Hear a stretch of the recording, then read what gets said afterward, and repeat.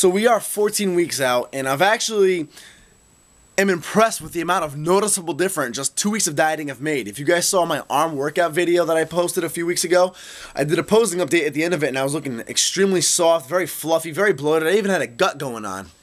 In the following week, I posted another video, 1 week into dieting, and I had gotten rid of some of that bloating and some of the fluffiness, but obviously I was still very smooth. Well, now 2 weeks later, I'm actually seeing my abs come out. I'm seeing a lot of lines and definition come out in my serratus already. Shape is coming to my chest and muscles. Good separation to my quads already. So I'm seeing a good amount of noticeable difference in only 2 weeks of dieting. I'm extremely pleased with it. I'm still feeling strong, energetic. It's going very well, and I'm very pleased, basically, bottom line. Hunt Fitness had dropped my calories to 2,550 last we talked. And some people were worried that I was going to end up crash dieting and plateauing, stop losing fat from just dropping my calories too fast, too soon.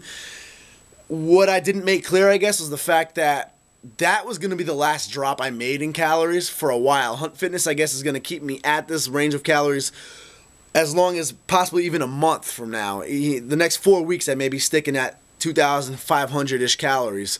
So he's not going to drop me for a while. He's just going to make minor adjustments as needed for the next couple of weeks, depending on how I look, and as long as I continue to respond well to this diet. As soon as I begin to plateau, that's when you make a major adjustment.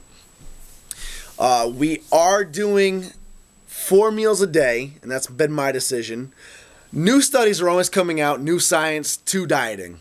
I mean, years ago, a few years ago even, everybody thought that you had to eat 6 to 8 meals a day every 2 hours for, to stop yourself from going catabolic and to build muscle. A couple of years after that, people like Lane Norton and such started coming out with studies that you want to space meals out every 5 hours, drop your meals down to maybe 4 to 5 a day. And now newer studies are showing that you can actually go 24 hours without eating and only eat 1 meal a day, and you can actually get your entire amount of protein, your entire amount of carbs, your entire amount of fats, and your entire calorie intake for the day in that 1 meal sitting. And, there's no limit to how much protein you can take in one sitting, anything like that. And what that actually does is it allows the meal to have more of an anabolic response since there's a greater time of distance between each meal. It also allows your body to utilize endogenous glycogen, which is the glycogen we produce naturally, the blood sugar we produce naturally, instead of having to rely on exogenous, which is the glycogen we take from, exterior foods like carbohydrates and such. And this actually allows our body to save energy on constantly digesting and use it for muscle building. Utilizes our energy in a more efficient way. A lot of this I actually learned from Ann McCarthy. He takes clients on Lifting for Life. He takes clients for contest prep.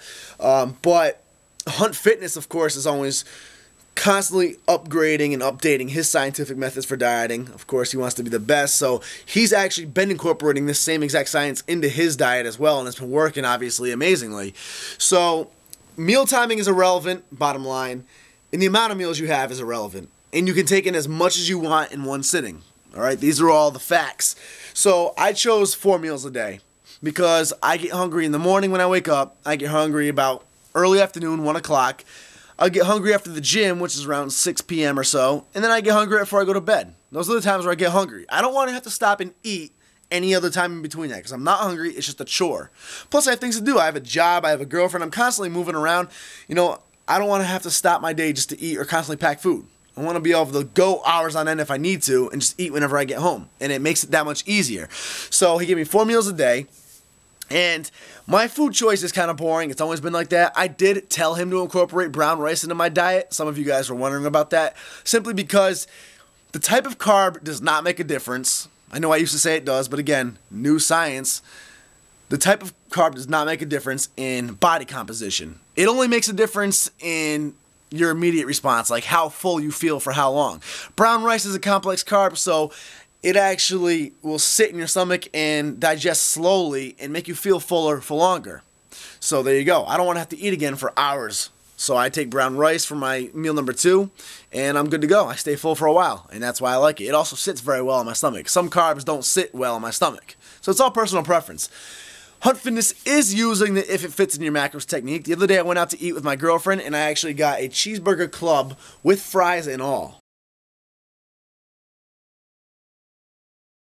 And I told Hunt I wanted it from this restaurant. He actually went in and saved me the trouble of having to calculate it all myself. He designed a full day incorporating that cheeseburger club and those fries from that restaurant into my macros. So, in other words, my normal day right now, this week of dieting, 2,550 calories a day. My macros are 227 grams of protein per day, 244 grams of carbs per day, and 74 grams of fats per day. That's what this week's looking like for cutting. Normally, my meals are evened out pretty nicely. The average meal is generally about 58 grams of protein. Each meal has 40 to 60 grams of carbs, and each meal has about 10 to 20 grams of fats in them. So it's pretty even amount in each meal, spacing it out throughout the day. That gets those total numbers that I just talked about. Well, all he did is he took that meal, that what would normally be a cheat meal, that cheeseburger club and fries, and obviously it had much more carbohydrates and fat in it. It had about almost 90 grams of carbs, it had almost 60 grams of fat in it, and it had about 53 grams of protein in it. So what he did is he just took those numbers and then he subtracted carbohydrates and fats from the rest of my meals for that day. So in other words, that one meal alone, yes, it had more carbs, yes, it had more fats. It did not exceed my total number of carbs and fats I needed for the day. It did not break that limit. So I just got majority of my carbs and fats from that meal. That's not a problem. The rest of my meals were higher in protein, lower in carbs and fats. And they still had some carbs in there, so I wasn't starving myself by any means. And at the end of the day, after that cheeseburger club and after the fries, guess what my numbers were? They were still 2,550 calories total. They were still 227 grams of protein, still 244 grams of carbs, and no more than 74 grams of fats. My macro numbers were all the same, and my total calorie intake was all the same. In other words, that day I had the cheeseburger club and fries, I stayed shredding fat. It was not a cheat meal at all. So if it fits in your macros, does work. It's actually pretty common sense if you look at the breakdown of it, and I'm happy to discuss it on my page.